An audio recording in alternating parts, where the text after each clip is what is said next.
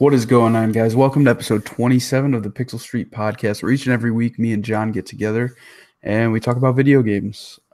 As always, I'm one of your hosts, Joel Campos, and I'm here with John Hansen. How are you doing, John?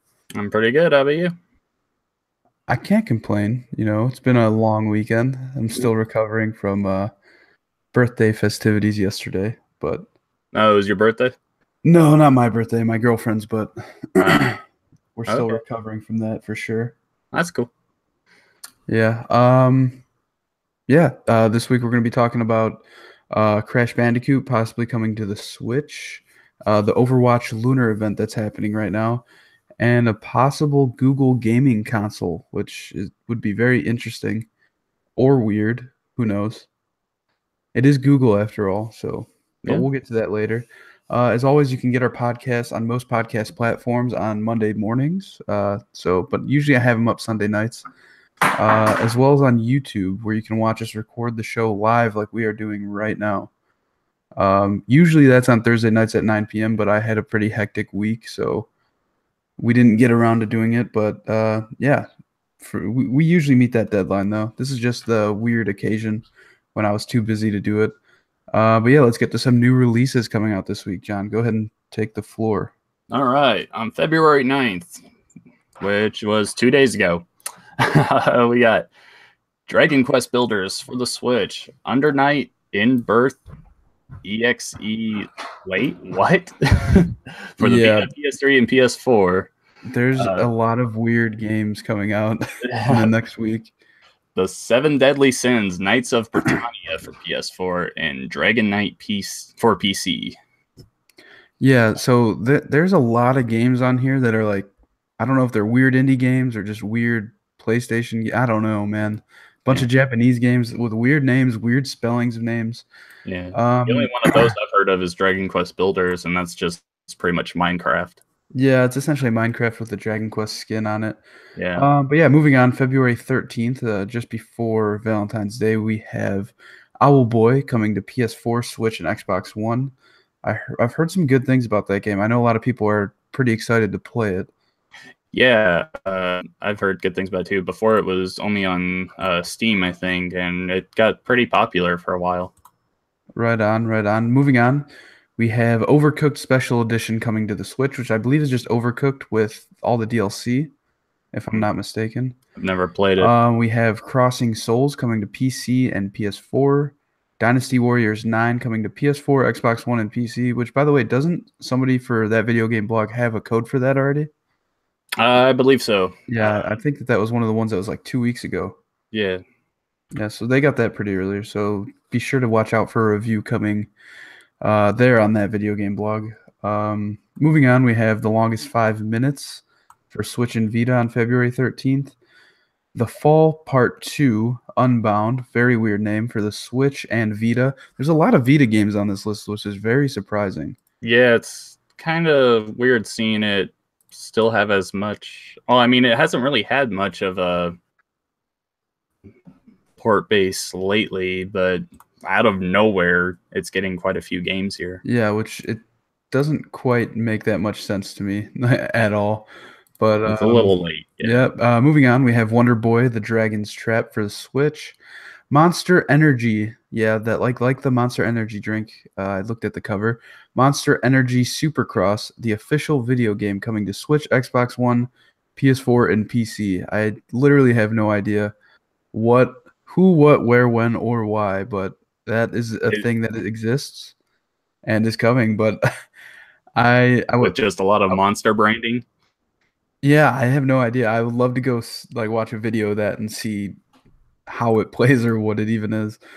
Up next, we have Kingdom Come Deliverance for PC, PS4, Xbox One, which I believe the person I game share with, I think, just pre-ordered that. I know nothing about the game, but he said he's interested, so I'll have to look into it. 2 PSVR games on the list for February 13th. Drunken Bar Fight, which I believe they showed at E3, if I'm not mistaken. Either E3 or one of those more recent events, but I remember seeing something about it. Knockout League coming to PSVR as well. Mahjong Carnival coming to PS4. Pinstripe for PS4, Sprint Vector for PS4. I don't even know how to say this. It's like spelled Shocked, like yacht, but wait, shocked? You think that's how it is? shocked, maybe. I think so. Shocked with a weird spelling for Yeah, PS4. And last but not least, on February 13th, we have True Fear Forsaken Souls Part 1 for the PS4. quite a bit You can go, coming out on that day. yeah, I know. Like, it's a huge week for random little games coming out, I guess. Yeah, yeah. I mean, none of those are like huge games. I mean, Owlboy and Overcooked are big games, and people enjoy them. But the rest of those, I mean, Dynasty Warriors, I guess, has its own uh, group of fans. But other than that, it just looks like a lot of smaller games. The day after that, on the 14th, we have Slice, Dice, and Rice for PS4, which, just looking at the name and not having seen it at all, I would guess is a lot like Overcooked. Yeah, I would assume, but who knows? Or they're bringing Fruit Ninja back. Who knows? You never know. Could make a revival. On the 15th, we got Torque L Physics Modified Edition for the Switch, Zeo Drifter for the Switch, Johnny Turbo's Arcade Gate of Doom for the Switch, Wander Jar Try Again or Walk Away for the Switch. Yeah, Samurai and Aces. that's all one word, by the way. Try again or walk away. Yeah. All one word. Samurai Aces for the Switch, Aqua Kitty UDX for the Switch, Secret of Mana for the PC and PS4, Millie for the Switch, and Pool Billiard for the Switch. And then this last week on Xbox One backwards compatibility, Splinter Cell Conviction is now playable on Xbox One. Have you been a fan of the Splinter Cell series? I don't think I've ever played a single game. I don't think so either. I think I tried like the beginning of one and didn't really like it and quit. Yeah, really before this generation of games, I never really got into Tom Clancy games. They were just too slow for me, I thought. Yeah, I know a lot of people though that are excited to play Conviction on Xbox One. Yeah, I know. Like the following for this game is huge. Like people love the Splinter Cell games, which is why I don't understand why they haven't brought them back yet. But I guess that's some rumors coming out for E3 this year is that there will be Splinter Cell, but I don't know. Yeah. We'll see. That was also a big rumor at last E3 though, was that there might be another Splinter Cell. There's quite a few people that want it. Yeah, this is very true. I want to point out that one of these games, I don't remember which one, but when I was getting the list of games coming out, I want to say it was where is it? Knockout League for the PSVR coming out February 13th. I clicked on it and the description literally just says a fighting game. Oh, Like all the other games had like super in-depth descriptions except for that one. just a fighting game. Yeah, very weird. I feel like that's what Drunken Bar Fight would be too.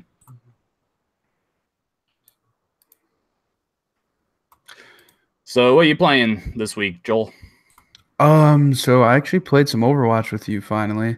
I don't know. Just the new event kind of drew me in. But yeah, I do like Overwatch. I think that's a game that I'll consistently play on and off, depending on the mood I'm in. But yeah, I definitely want to get into some more competitive in that.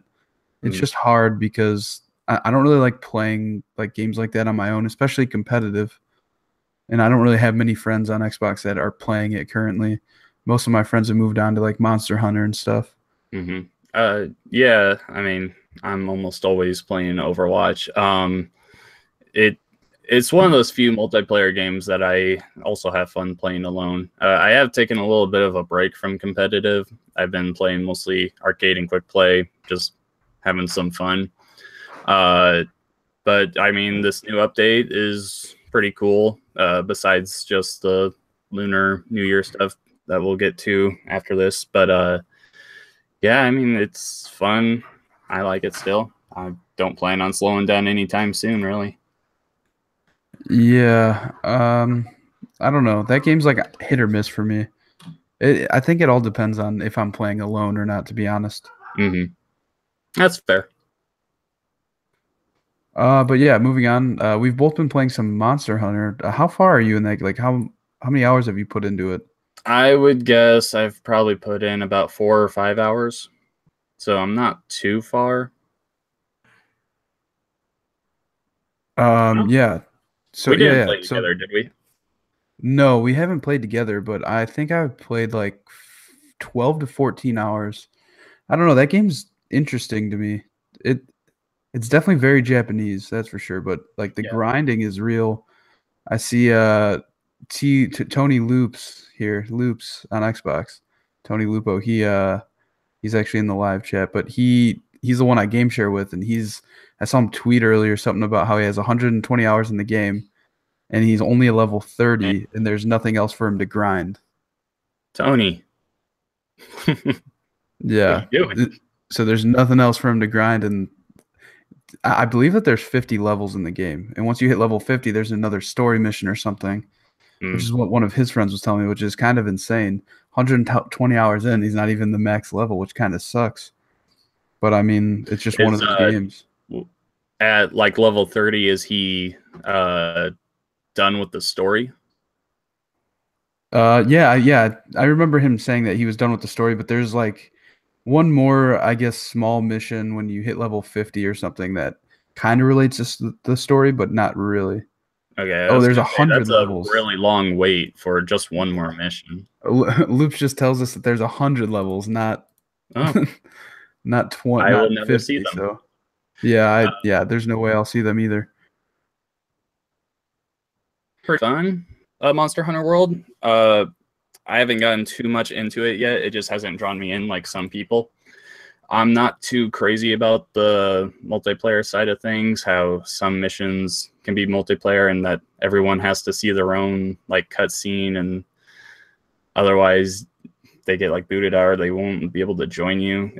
I've been Yeah, having I some mean, weird issues with that. well, yeah, the thing with that is you have to go see the cutscene on your own, essentially. Like if me and you were at the same exact mission, we would each have to boot up our own quest and go in and see the cutscene on our own, and then one of us could join the other one as Yeah, soon as you see that cutscene.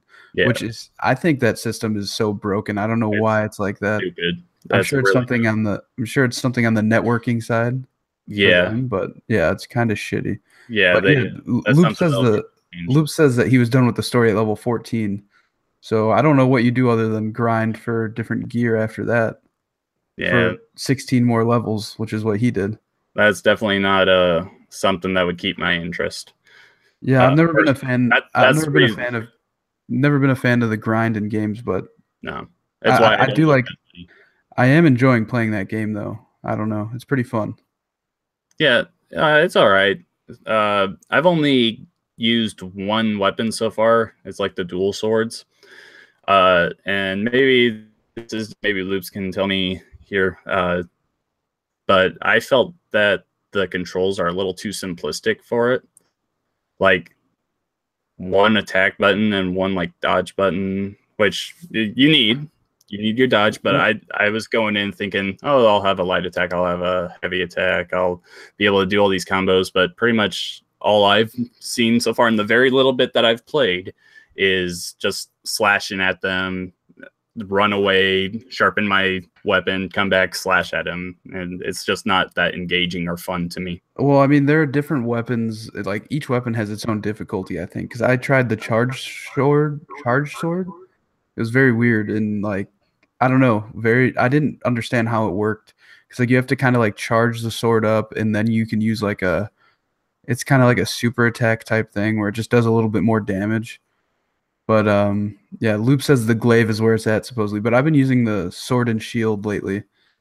I tried the charge sword and it just seemed too complex and clunky for me to use for the way I like to play the Yeah, game because I yeah, like to move around a lot and I was just getting hit like twice and getting killed right away when I was yeah. So using like far, one all of I've those giant used is the weapons. dual swords because I like moving around and everything, but it just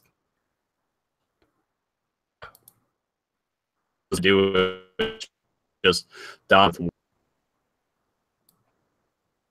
John, are you there? Yeah, Oh, you lagged out a bit. But yeah, Monster Hunter's cool. I'll definitely be playing more of it. I don't know. I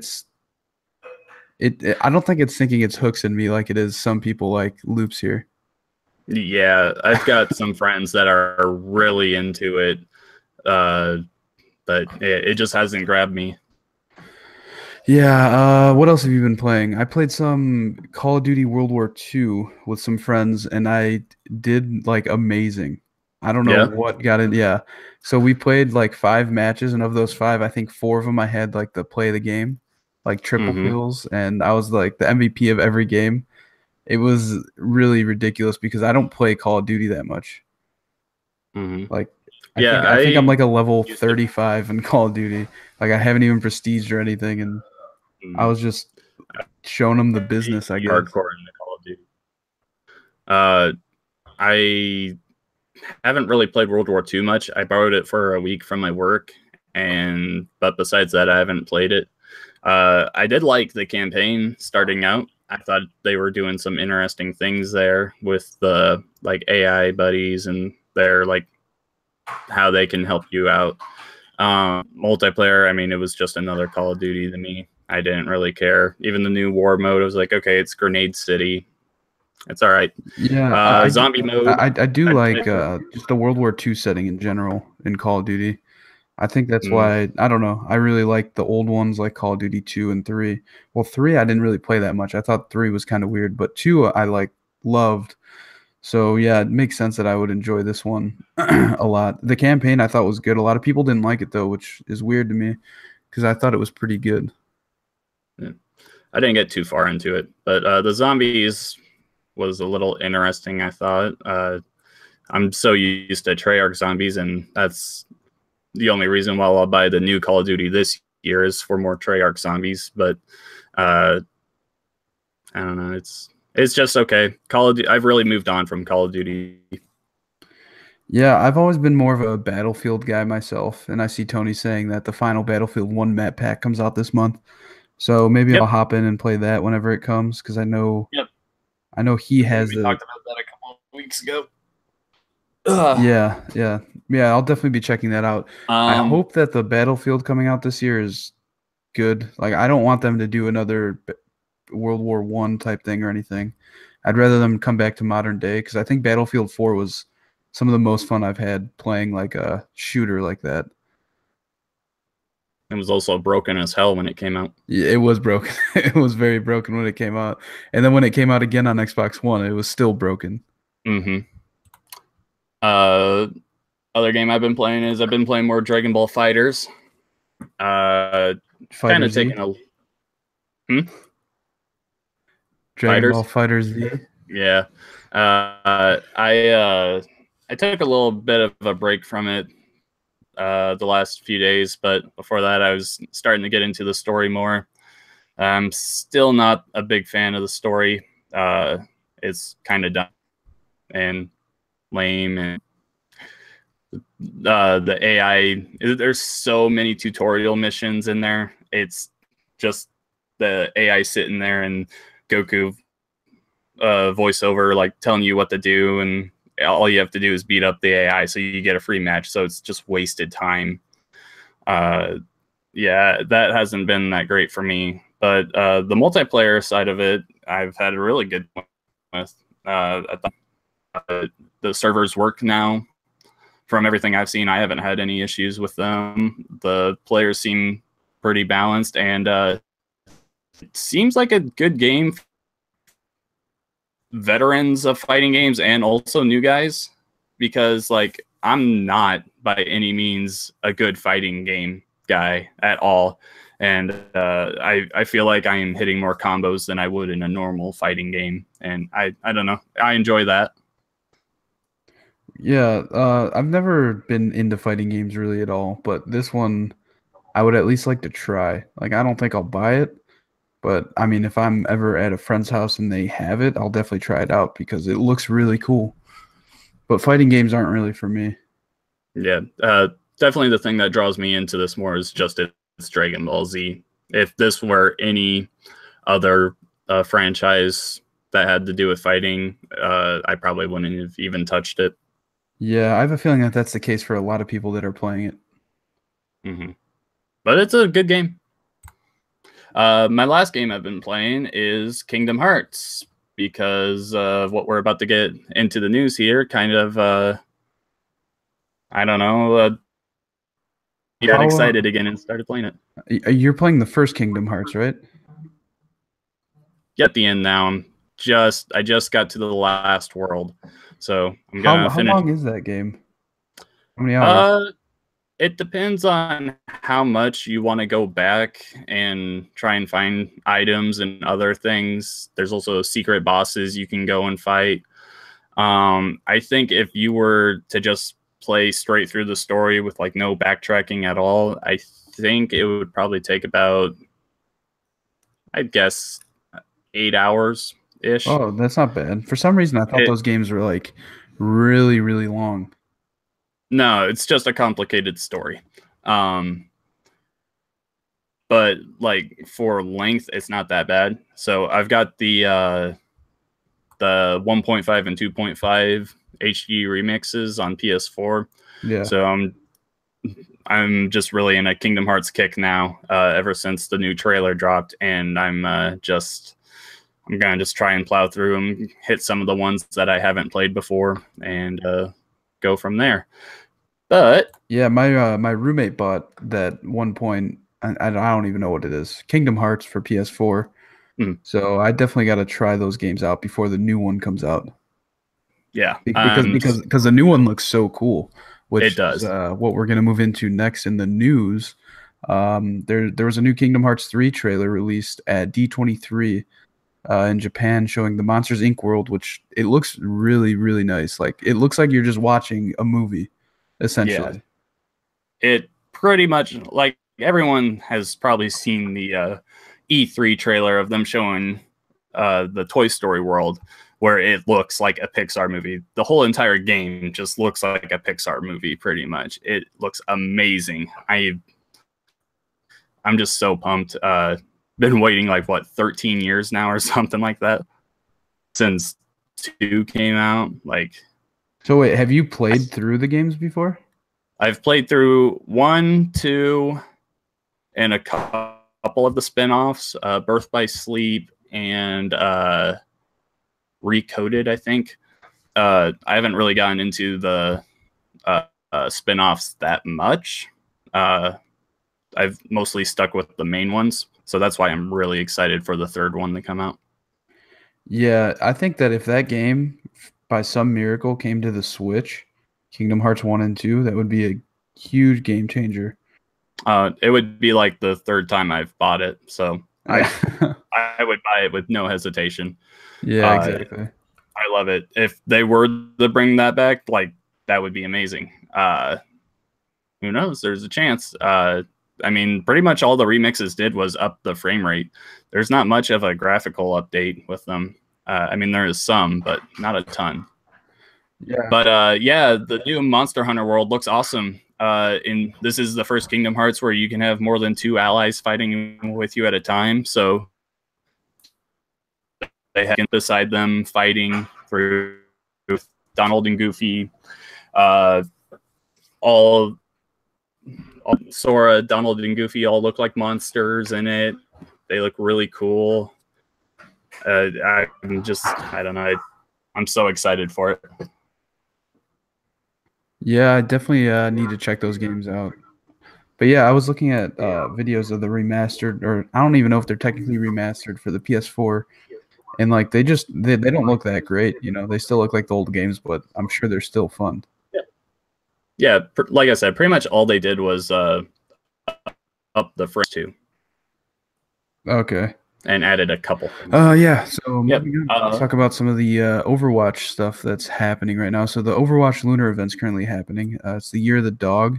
It started a few days ago with 6 new legendary skins for Mercy, Genji, Pharah, Zarya, McCree, and Widowmaker, as well as a new map for Capture the Flag called, I don't know how you say that word, Ayutthaya, I think. Ayutthaya, set in Thailand.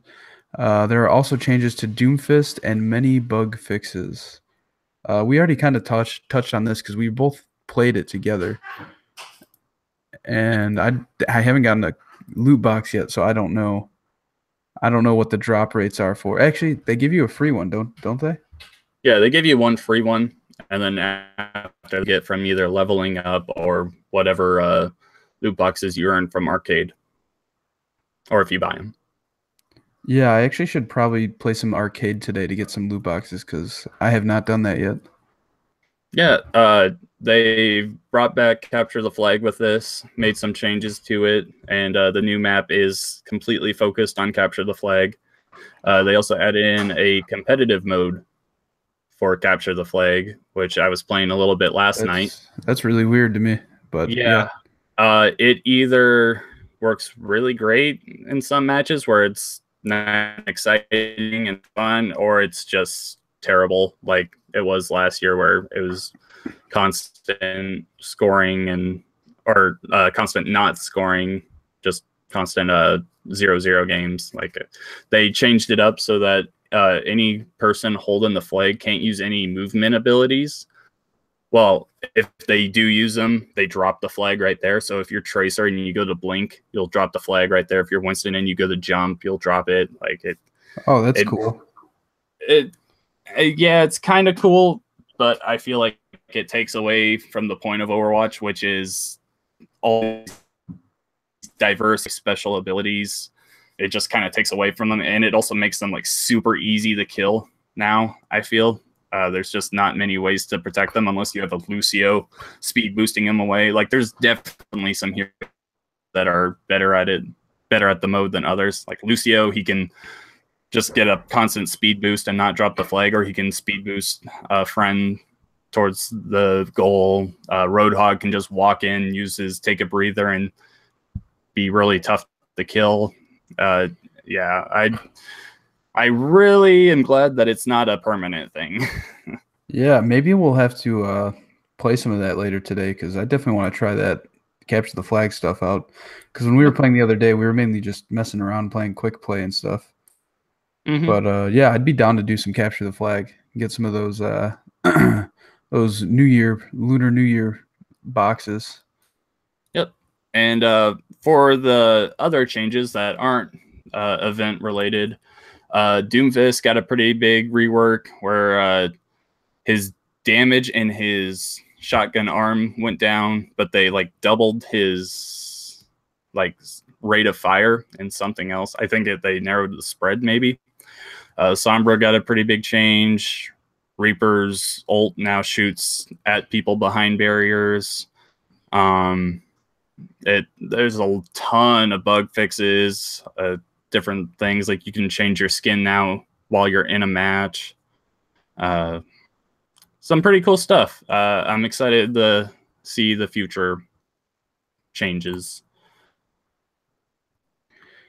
Yeah, there's Overwatch is it's such a dynamic game in the terms of it's constantly being updated and changed. So like I'm sure that there's a lot of people who are Mercy mains, and Mercy seems like just gets nerfed every month. Like it seems like they find something new to nerf of her. I always see people complaining about that. It's completely overblown. It's all for the sake of balance. She was so strong for so long. She needed to be brought down. Now she's at a spot where everyone's getting all on her because her res sucks. Now she's useless. Her ult is still really powerful. She can heal or damage boost pretty much the whole team if they're close enough. Like that's a huge advantage in a team fight. Yeah, she can't instantly res two people and completely put the fight on their side. Like I don't know. I've liked the changes since they went away from the 5-man res and just made it the Valkyrie her ult. I've liked that, but I am happy to see these changes where they tone down res even more. I don't want to see it go out of the game, but I definitely did not like seeing it as powerful as it was. Yeah, we'll definitely have to check that out today. But let's move on because I feel like we're talking about Overwatch quite a bit. Let's see. Metal Gear Survive is getting another beta. Oscar Deus of GameSpot says Konami has announced another Metal Gear Survive beta, which is coming to PS4, Xbox One, and PC next week, which is like this coming week, huh? The trial, which marks the first opportunity for PC players to try the game, starts on February 16th and ends February 18th. The beta will include 3 missions set across 2 maps, and you can play the game on co-op with up to 4 players during the beta period. Special daily missions will also be offered over these 3 days. I have absolutely zero interest in this game. I don't know what your interest level is for anything Metal Gear, Are but you a Metal Gear fan? so I so here's my history with Metal Gear. I never played any of them until about 2 years ago. I decided to buy. They came out with like HD remasters, like a collection, I guess, for the PS3 a while ago. So I picked that up and I played through the first Metal Gear game, Metal Gear Solid, and I enjoyed it. I thought it was fine. The graphics obviously are bad because like that one's not remastered. It's just PS1 graphics essentially. But yeah, I enjoyed it. I thought the story was good, but I never got around to playing two. I wanted to play through all of them, because I got 1 through 4, and the plan was to play through those before 5 came out. But I never even came close to that. Mm-hmm. But so yeah, I don't know. I don't really have any interest in the game, uh, mainly just because it's just like a survival game. I have a feeling it's just gonna end up being like evolve and just die down. If it ever gets it, there's a lot of people that are not happy with Konami right now. Kind of what I've heard from early impressions of it. I haven't touched it. I've never touched a Metal Gear game. But kind of early impressions I've gotten from it is it would be a good survival game if it wasn't called Metal Gear. I don't know. Maybe at some point, maybe I'll give it a try, but just because it's called Metal Gear, I'm not excited. But then again, I've never really given it much of a shot. Yeah, I mean, I definitely think I'll download the beta and try it just because I don't want to like look down on this game just because it's not the Metal Gear everybody knows and loves. I understand they're trying to do something different, but I feel like maybe tacking the Metal Gear name on it isn't exactly the way they should have went about it. Because I feel like if they had just made it something of its own, then people might be giving it the light of day. But yeah, I don't know. I'll download the beta and try it out this week and see how it goes. That's definitely the thing I've been hearing the most.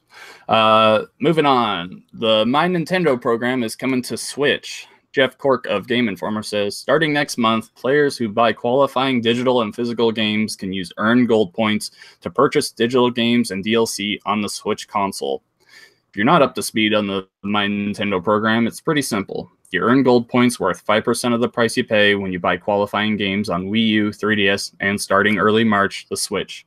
Those points can then be spent on select digital games and DLC from the eShop or Nintendo.com.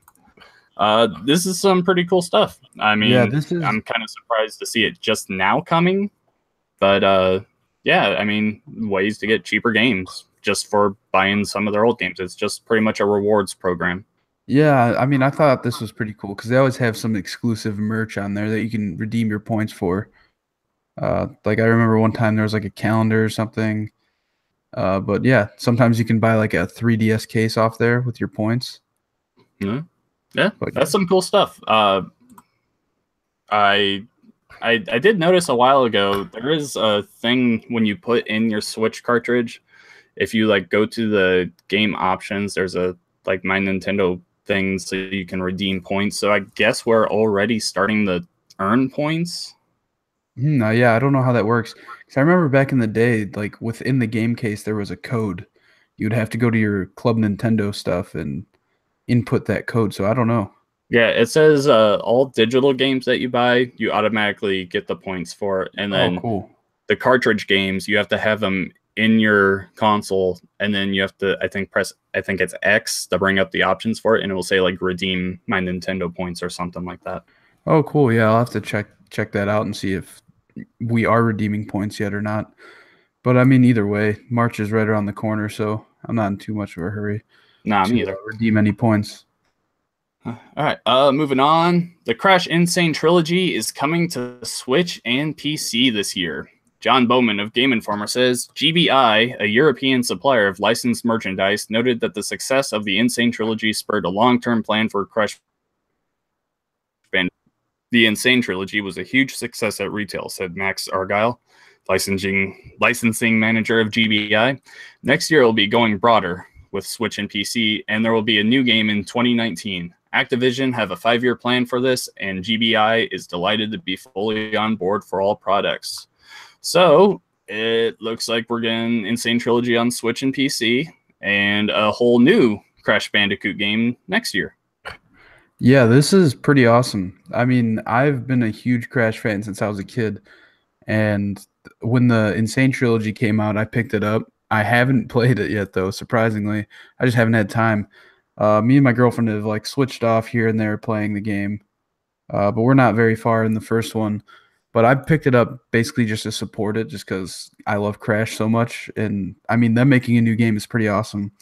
Also, bringing this to the Switch is amazing. I'll probably buy it again, to be honest with you, just because the Switch, like anything coming out on the Switch, is such a genius move by Yeah. game developers' parts and publishers, because like all these games we talked about coming to the Switch earlier that like nobody's heard of, like I guarantee you they're gonna make more money than they would just being only on Steam, because you're gonna get somebody who has a Switch and that sees it and it intrigues them and they're just like, all right, I'll get it. Yeah. I mean, you can take your Switch anywhere. That's the big thing. You can get these huge AAA games on the go. Like, that's awesome.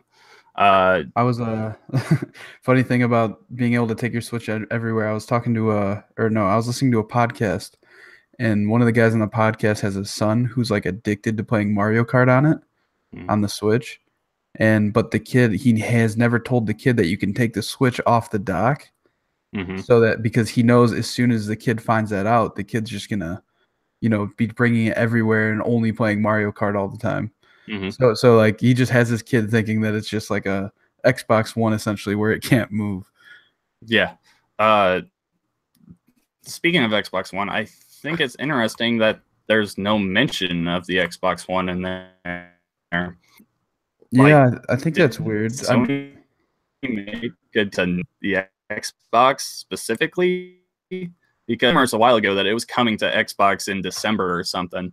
And there was also leaked screenshots of one of the developers playing Insane Trilogy, and on the menu it had Xbox buttons. So I was wondering if maybe that's just the PC version and they had an Xbox controller hooked up. But yeah, I don't know. I mean, I feel like it could also be that they're going to come out with the Switch version first in hopes to make the sales there, and then they'll announce an Xbox version.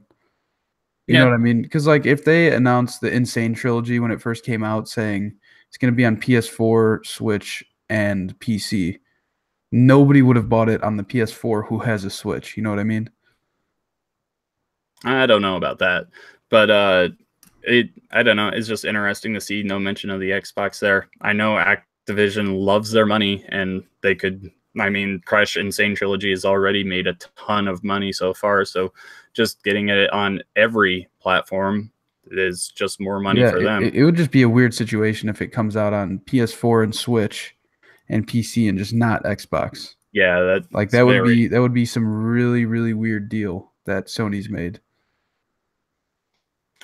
All right. Moving on to the last two topics we have. Take-Two says Red Dead Redemption 2 will not be delayed again. Eddie McCuck, I think McCooch, I don't know how you say that, McCuck? Eddie McCooch. Eddie McCooch. I'm going with McCooch because I like that better. Okay. Eddie McCooch of GameSpot says, last week, Rockstar Games delayed Red Dead Redemption 2 for the second time, pushing the much-anticipated Western to October 2018. Take-Two, the parent company of Rockstar Games, today held its first earnings call since that announcement. CEO Strauss Zelnick commented on the delay, reciting that reiterating what Rockstar said, that it needed more time to polish the game, adding some future words to his own on the news.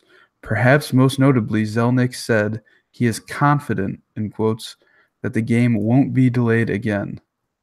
I mean, like, Confident sure, doesn't yeah. mean that it won't, though. Yeah, exactly. Being confident, it's not a sure thing. We're talking about Rockstar here. Yeah, they could. The thing is, they could delay it for a whole nother year, and people are still going to buy the game. I mean, it's already pretty much been delayed for a year now because it was supposed to come out in November. Yeah, I know. So yeah, now it's pretty much a full year. But I'm saying they could delay it a whole nother year if they wanted, and people Oh would yeah, still they buy could. it. I mean, sure. They're still making millions a day off of Grand Theft Auto 5. Yeah, that's insane to me. But yeah, so I'd be surprised if Red Dead Redemption 2 doesn't sell like crazy no matter when it comes out. Yeah, it's gonna be big. It's just Rockstar is just a juggernaut when it comes to the gaming industry. Uh, but yeah, like we said, confident doesn't mean that it won't be delayed. If Rockstar sees any issue with it, they're gonna delay it.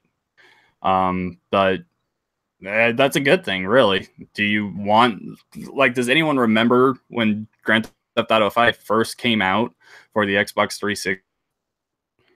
Yeah, it And was when it it was first came such a out, rough online launch. mode wasn't even involved. And then when the online mode work, like it was, it's still ridiculous getting in online. The load times are ridiculous, But and the wh- menus are so what I will messed say up and is I everything. would rather Rockstar release Red Dead Redemption 2 now if all they're fixing right now is the multiplayer.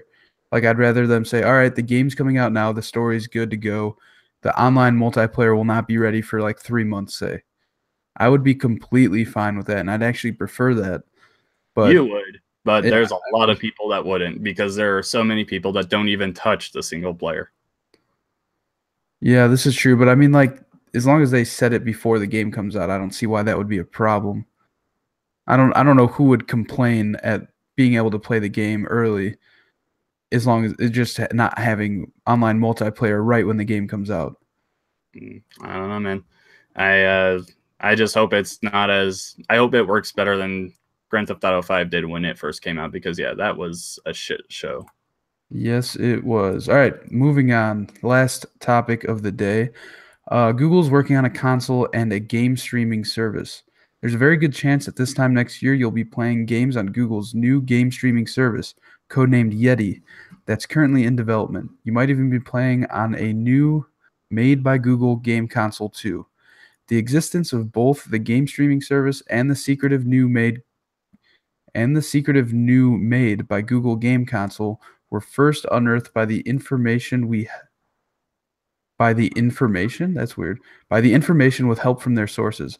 According to those sources, the game streaming service will be subscription funded, similar in the respect to the GeForce Now or PlayStation Now, as well as cloud based. That means it will run an instance of the game on a Google operated server and then transmit the data to your home console. Again, similar to GeForce Now or PlayStation Now. This is different to Microsoft's Xbox Game Pass approach, which allow you to download the full game of any of the games on the service.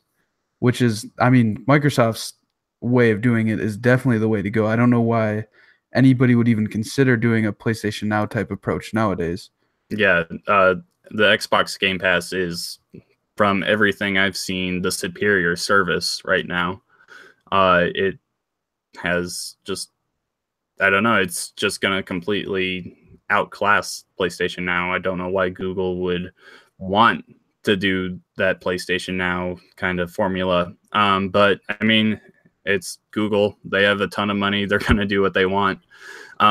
It's kind of, I kind of wonder what games would be on there because Google's not making their own games unless it's like Yeah. phone games, and no one will touch that Yeah, if it's just like phone games. honestly, how I'm picturing this right now is there was that service called On Live Gaming. I don't know if you remember that for PC. I have a feeling that's exactly how it's going to be.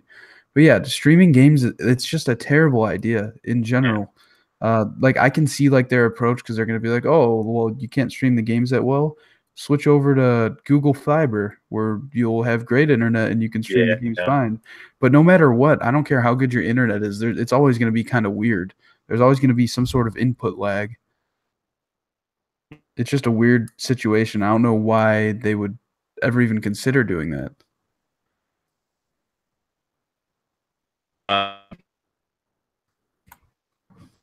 Say if there's a new console, I that could be as bad as like the Ouya if it gets any funding or anything. Oh God, the Uh, Ouya. I yeah, mean, I think that this would be interesting if it were like a sort of Steambox type thing, but it sounds like it's nothing near to that.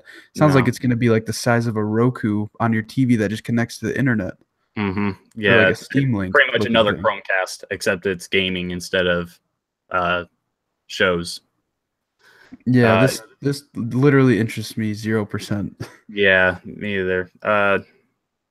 Yeah, just trying to get into the console market nowadays is it was hard back in the day, but now how do you compete with PlayStation, Xbox, and the Switch? Like these are by far the top tier consoles, and there is no way that you're gonna there's no way you're gonna outclass Nintendo's first party games, uh, Xbox's online service, or Sony's just everything they've got. Like those three are there's certain reasons everyone loves those things, and they're not going to be able to pull anyone away from them.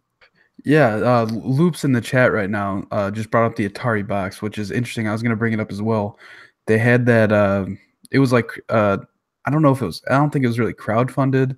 They just announced it and that you could pre-order it. I think it was like $300 or $400, and they didn't really say what it does other than it's going to run off Linux, a Linux-based system. But I think like the day We're before playing that Atari came, games on Linux. yeah, I think the day before that game came, the console came out. I think they said something like, "Oh yeah, we're delaying this a little bit." Like we're gonna nobody, wait for yeah, we're gonna wait for someone to notice it and maybe get some excitement. They're gonna be waiting a while. yeah, I don't know. I'll have to look into it. I don't know what games would even come to that, or if any. We'll run I old don't and know. new games. Loop says, "Yeah, I don't know. I'll have to look into that more, but I don't think it's gonna be worth my money at least." No, I think definitely that that's just gonna die down real quick. Maybe it'll be like a sort of Steam machine type thing. I'm not sure. not. Steam machines aren't even that good. Yeah, I know. I would Steam machine. Like, my end goal here is for Microsoft to make the Xbox One just a Steam machine, so you can buy like you can play all your Xbox games on it, but you can also log into Steam and play those games on it. I think that would be so awesome. Maybe those rumors we talked about last week, Microsoft buying Valve. Ooh, Maybe, maybe not. yeah, most likely Probably, not. most likely not. But yeah, with that, we end episode 27 of the Pixel Street podcast. As always, we stream live usually on Thursday nights at 9 p.m. Central Standard Time, but this week is an exception because I was just way too busy to do the podcast at that time. You can find us on all podcast services Monday morning, usually Sunday night is when I have them up. I'm Joel Campos. You can find me on Twitter at Campos63. YouTube channel is at Almost Random. Twitter account for the channel right now is at Almost Random with two M's at the end, but that might change pretty soon. John, where can people find you? I am at Revex Shadows on Twitter. On YouTube, you can also search Revex Shadows. I hopefully will be putting up a video here pretty soon. Other than that, go to that video game blog, check out mine and Joel's writings, and here soon I will be making a Facebook page, so hopefully people can follow the podcast there. Yeah, yeah, definitely go to that video game blog because they've been helping support us. We've been posting on there, so they've been getting us some views and listens as well. But yeah, you can find our writing there. I know I'm going to C2E2, which is essentially Chicago Comic Con. I got a press pass for that. Oh, So I'll be nice. writing about that and maybe even interviewing some people. Last year I interviewed some wrestlers. You can see that on my YouTube channel here. But yeah. You got any Uh, reviews coming up? yeah, so right now I'm currently writing a review for a VR game called Smashbox Arena. I'm actually going to try and get that done today. And then I am playing through SteamWorld Dig for the Switch. So I'll be writing a review for that as well. What about you? Are you writing a review for anything? Currently, I don't have anything to review. I just been too busy with work, school, and my daughter. But hopefully here soon. Right now, I want to focus on my YouTube channel. I need to get back into it. I've been putting things off for so long now, but I definitely plan on finding a new game to review here soon. Yeah, so stay tuned for more Pixel Street podcast next week. And as always, until next time. Bye.